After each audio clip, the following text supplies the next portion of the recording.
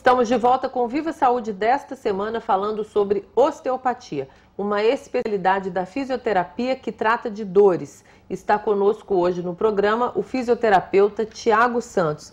Tiago, por que você foi para essa área? Bom, você é fisioterapeuta, se formou em fisioterapia. Por que seguir pela osteopatia? Na verdade, eu tive a possibilidade de ter aulas durante a graduação com alguns osteopatas e tive a possibilidade também de acompanhar alguns atendimentos de osteopatia. E eu ficava simplesmente impressionado de ver como que o paciente chegava para o atendimento e a forma como ele saía. O osteopata simplesmente usava as mãos e uma maca e o resultado que tinha era impressionante. Muito rápido, muito eficaz e sem usar praticamente nada, né? Só as mãos e o conhecimento que ele tinha. Isso aí foi despertando interesse, falei assim, não, tem que seguir essa área, é isso aí que eu quero. Você se formou onde? Eu formei aqui na Viçosa mesmo. Ah, ela tem fisioterapia. Você disse que a osteopatia atua também na questão das vísceras e não só na musculatura. Como assim? Isso, vou te dar um exemplo que vai ficar fácil de visualizar. Por exemplo, é muito comum a pessoa apresentar dor no ombro direito e essa origem não ter nada a ver com a região do ombro. Claro, a gente avalia todas as articulações ali do ombro, tem relação, região cervical, etc. Mas esse problema pode ter muita relação com o fígado. E tem uma explicação para isso. Porque a origem embriológica do fígado era próxima dessa região do ombro direito. Então, à medida que foi desenvolvendo o corpo, ela desceu até essa região e o ombro aqui. Só que elas permanecem ligadas entre elas por uma fáscia. Na verdade, é como se fosse um ligamento, explicando a grosso modo. Então, se a gente tem alguma alteração do fígado, seja hepatite ou um excesso de gordura, ou aumento de tamanho, que de repente aumenta o peso dela, por exemplo, ele pode desenvolver uma alteração lá em cima no ombro. Como se fosse assim, se o fígado pesasse e passasse a doer aqui, puxasse o ombro para frente, é isso? Exatamente. Como se fosse uma corda da camisa aqui, se eu puxo essa região aqui embaixo, ela reflete até aqui em cima. Então tem técnicas, por exemplo, que a gente consegue diferenciar, de palpação mesmo. O osteopata precisa ter uma sensibilidade boa nas mãos para perceber esse tipo de situação.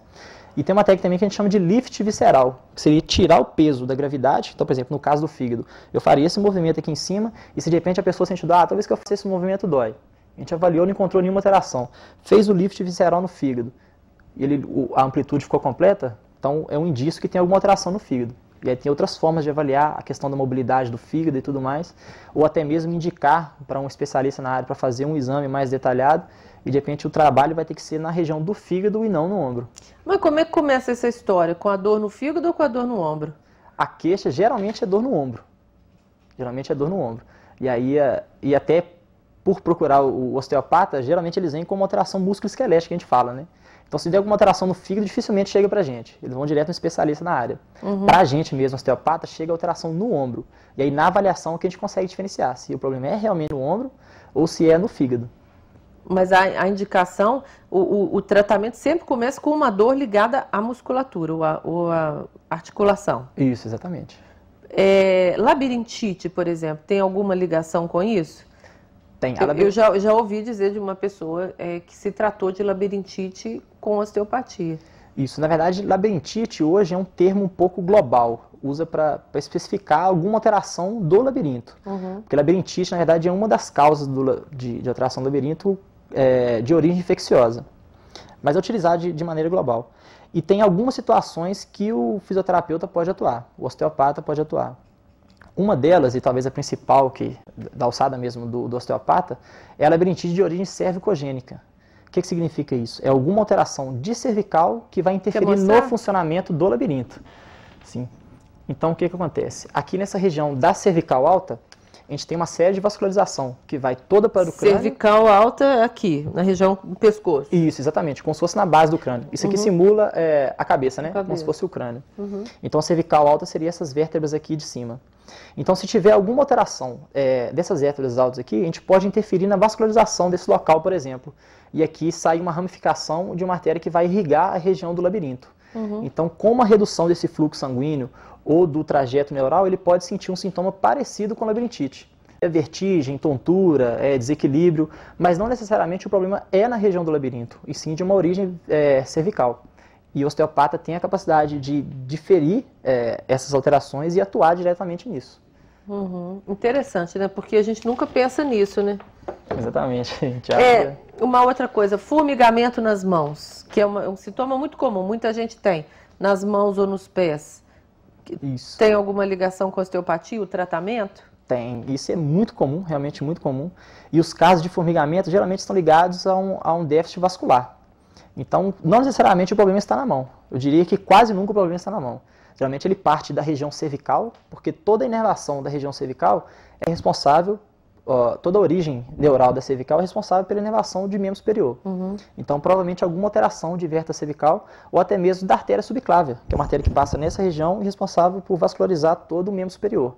Então, de repente, ela tem algum bloqueio de clavícula ou primeira costela, que elas reduzem o espaço do vaso sanguíneo. Então, se o calibre do vaso sanguíneo é isso aqui, com a redução desse espaço, de repente ele vai ficar dessa maneira. Isso, então manda menos fluxo sanguíneo e a tendência disso é ter um formigamento. E na mão, porque já é extremidade, né? Então já é mais, a vascularização naquela região já é um pouco mais deficitária. O diagnóstico é tranquilo, assim, com a ciência, o conhecimento que vocês têm?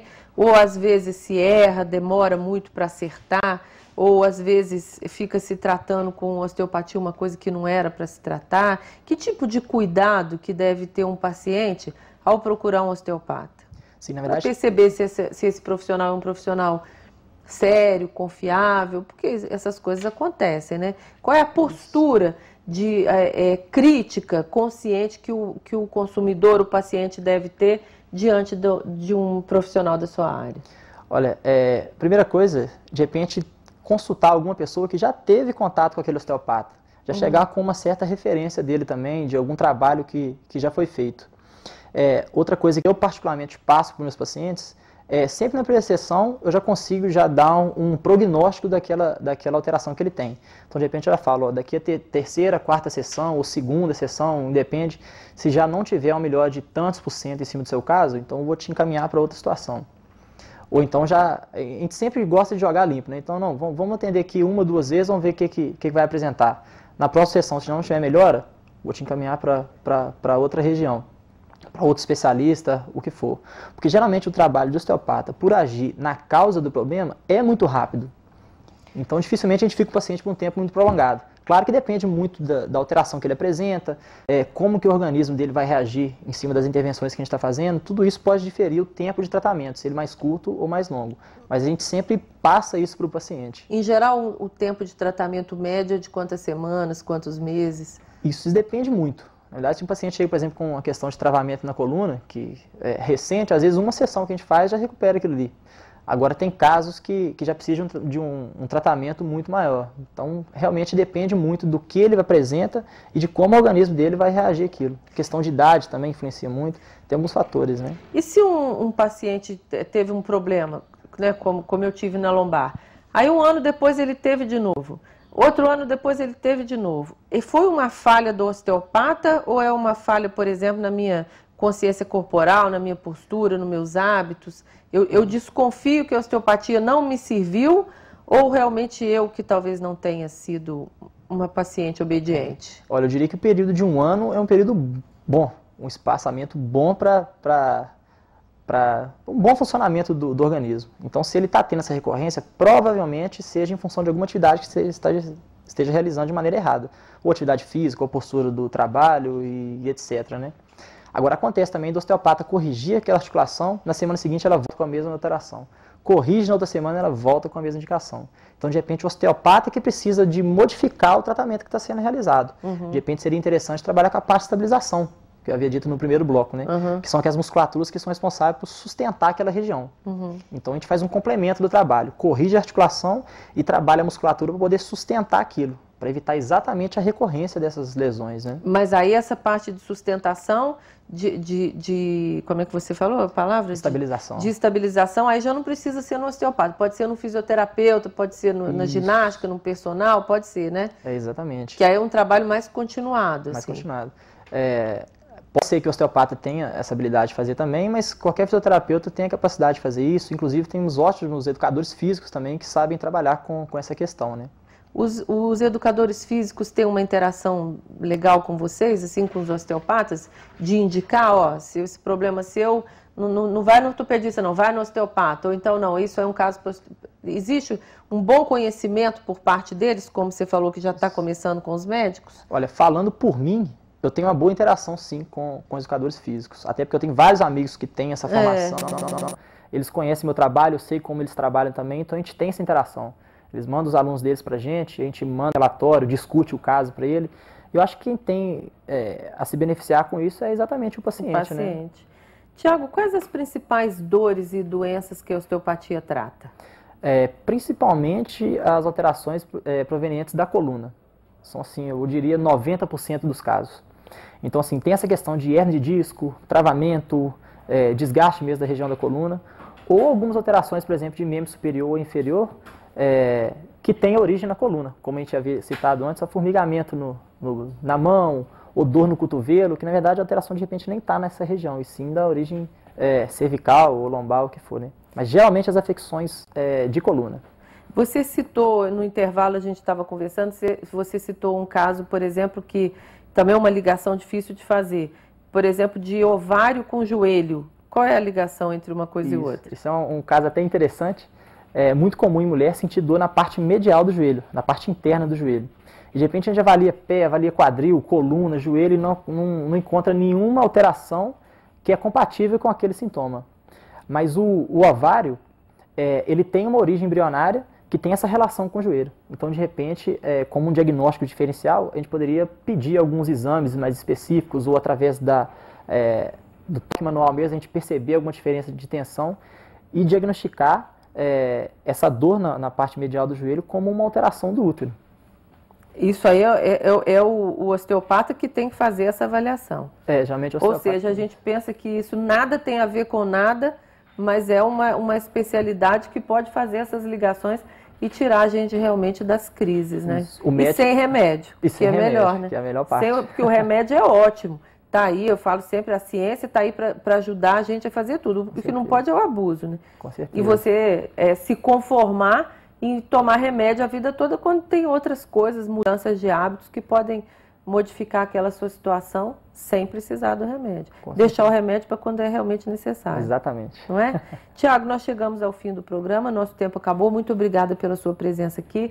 Tenho certeza que as pessoas que nos assistem aprenderam muita coisa hoje, né? É uma novidade e agora podem, né, num caso de dor, num caso de crise, saber a quem procurar também, né? O que não tira, com certeza, a importância e a necessidade do médico sempre no diagnóstico. Muito obrigada pela sua presença aqui. Obrigado pela oportunidade, foi um prazer. O programa Viva Saúde dessa semana está chegando ao final, mas nós estamos na internet. Como sempre dizemos, se você quiser rever este ou qualquer outro Viva Saúde já apresentado aqui, basta entrar no YouTube e procurar pelo canal Viva Saúde TV Vicosa, sem o cedilha, Viva Saúde TV Vicosa. Lá você vai encontrar os temas de todos os programas. Basta clicar e assistir novamente. E se você quiser participar com sugestões de temas, mande um e-mail para a gente, vivasaude@ufv.br. Repetindo, Viva Saúde, tudo junto, vivasaude@ufv.br. Nós ficamos por aqui, desejando que você tenha uma ótima semana, cheia de saúde e de paz. E não se esqueça, prevenção e qualidade de vida é sempre o melhor remédio. Um grande abraço e até semana que vem.